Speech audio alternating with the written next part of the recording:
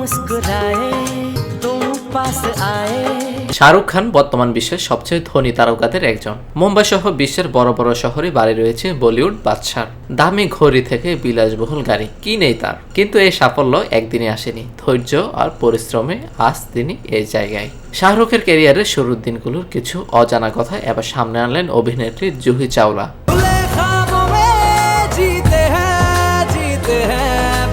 শাহরুখ ও জুহির off screen রসায়ন ও বন্ধুত্বের কথা সবাই জানে, ব্যবসায়িক পার্টনারও তারা। শাহরুখের সংগ্রামের দিনগুলো খুব কাছ থেকে দেখেছেন তিনি। সম্প্রতি Gujarat chamber of commerce and ইন্ডাস্ট্রির এক অনুষ্ঠানে এসব নিয়ে কথা বলেন জুহি।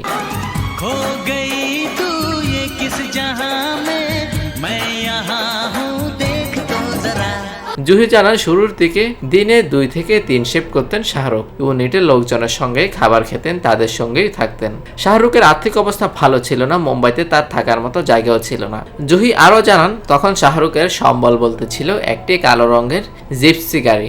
ঋণ নিয়ে গাড়িটি কিনেছিলেন শাহরুখ, তবে সময় মতো লোন শোধ করতে না পারায় তাকে একসময় গাড়িটি হারাতে হয়।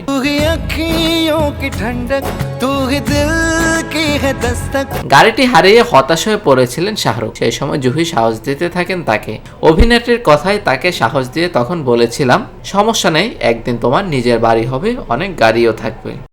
বিনোদন ডেস্ক, টিভিসি নিউজ।